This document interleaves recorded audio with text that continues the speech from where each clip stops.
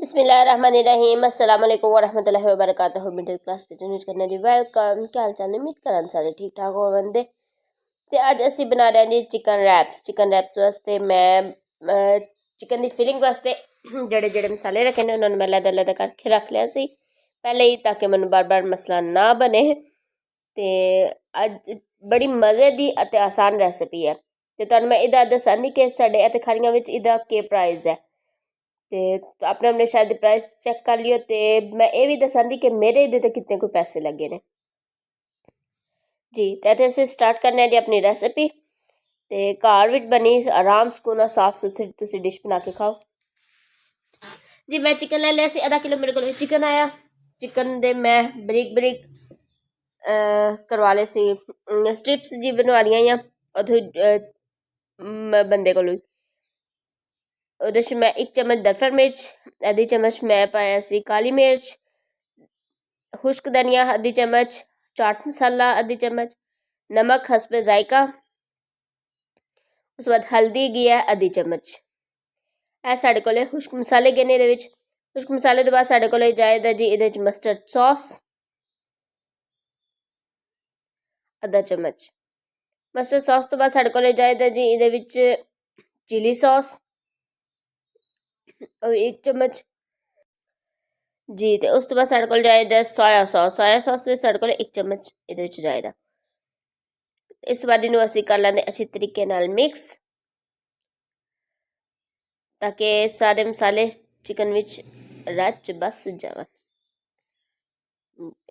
तो इत्थे साढ़े चिकन हो चुके हैं मैरीनेट मसाले सही तरह विच मिक्स करके। तो इतना खूबसूरत लगता सी ना पियो। असीं चिकन नूं तकरीबन आधा घंटा फ्रिज विच रख दिता है। तो सब्जियां असीं कट लियां नाल साढ़े कोल बंद गोभी ते शिमला मिर्च असीं उहनूं स्लाइस नाल कट लिया। तो जिस जो जो तुसीं पाना चाहो सब्जी गाजर जो तुहानूं पसंद है तुसीं डाल सकते हो, पर शेप दी जी रखियो। तो उस बाद असीं जी बना रहे हैं सॉस। सॉस विच साढ़े कोल कैचअप 3 तो 4 टेबल स्पून कैचअप लिया। कैचअप तो बाद साढ़े कोल मायोनीज असीं 3 तो 4 टेबल स्पून लवांदे।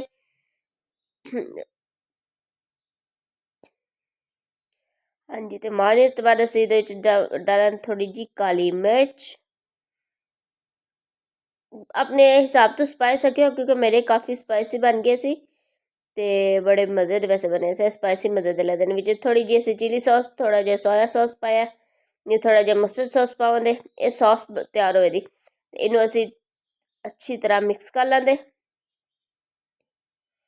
ते ए साढ़े कोल जी तकरीबन सॉस हो चुकी है तैयार।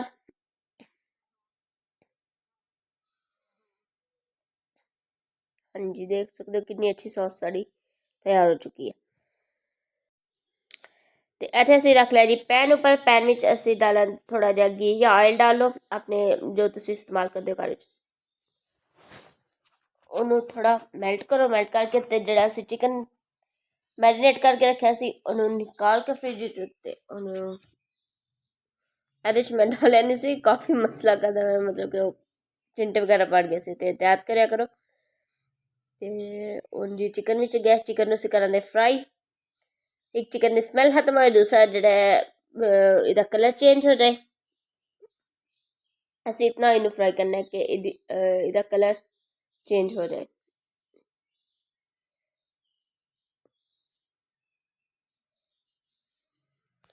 हाँ जी। तो असी कर रहे फ्राई चिकन बारे। तो मैं एक और अज बड़ी न्यूज़ दसनी कि चिकन लैन गई सी मैं, तो कहते ने कि 750 रुपये किलो। तो जे तुम बोनलैस लवोगे तो 1200 रुपये किलो।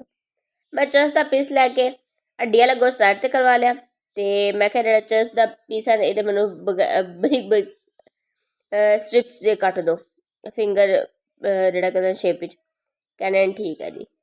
और मेरा आधा किलो गोश्त हांडी दे भी कम आ गया। तो आधा किलो असी इहदा बना लिया। बचत कराया करो, जरूरी नहीं 1200 रुपया तुम उत्थे देवो।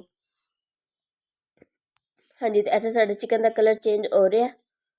तो असी इसकी अच्छी तरह कराने बुनाई। हाँ जी। तो चिकन साढ़े की खुशबू बहुत अच्छी आ रही है। तो यकीन मानो कि मैं तुम्हें इतने खिला सकती हूँ। तो बड़ा ही मज़े का मसाले की खुशबू आती सी।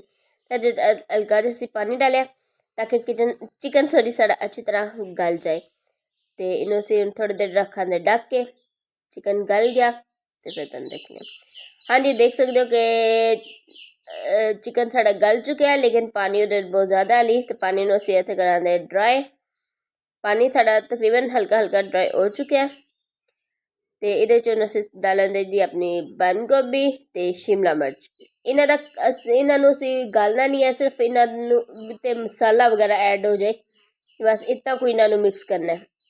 ज़्यादा इन्हों का कलर वगैरह खराब नहीं करने हैं।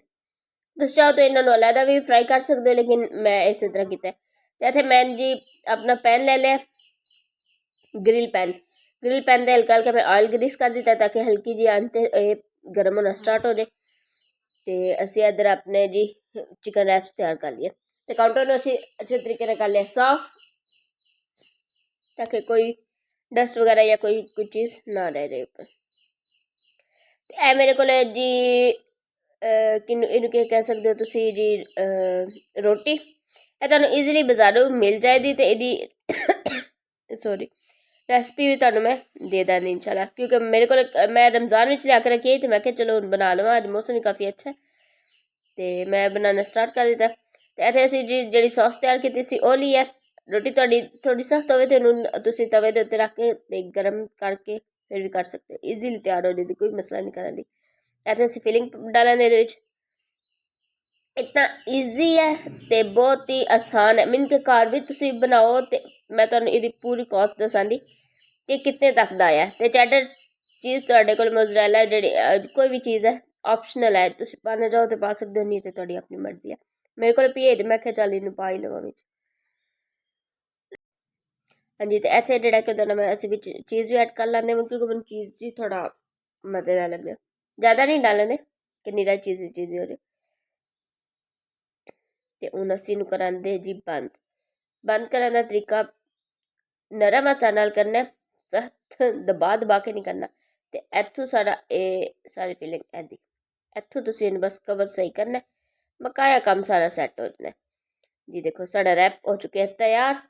इस तरह असीं दूसरे भी रैप तैयार करने। तो साढ़े रैप हो चुके हैं तैयार। तो असी पैन की साइड चेंज की है, इतने असी अपने रखेंगे जी रैप, ताकि इन्होंने जेह्ड़े लाइनिंग ने ना ये निशान आ जाए बस, और कोई ऐसा कम नहीं है, सिर्फ लाइनिंग के निशान खूबसूरती वास्ते देने ने। तो इतने असी दूसरा रैप भी रख चुके हैं।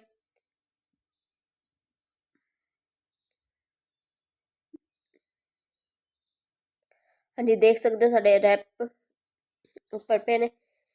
तो एक रैप खानियां विच तकरीबन आई थिंक 8 के 900 रुपये का एक रैप है।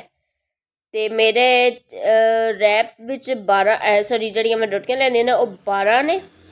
तो उस तो बाद चिकन भी डाल के तकरीबन मेरा पूरा खर्चा इधर ते 1000 रुपया आया है। तो इतने ज़्यादा मेरे रैप तैयार हो चुके हैं। मीन के 3 तो मैं इस टाइम बनाए सी, ते बाकी फिर जेह्ड़े पे ने बाद विच भी मैं इस्तेमाल कर सकनी हाँ। एक रैप के खर्चे विच मैं 3 रैप बनाए ने। ते तुसीं कह सको तो हालांकि अली मेरिया रोटियां भी बच गई सी, 7-8 रोटियां पिछे मेरे को पियां ने। तो घर बनाओ तो इंजॉय करो। तो देखो कितने खूबसूरत मज़ेदार जो बने। मिलांदे अगली वीडियो तक। चैनल को लाइक शेयर सब्सक्राइब कर दो। Bye bye.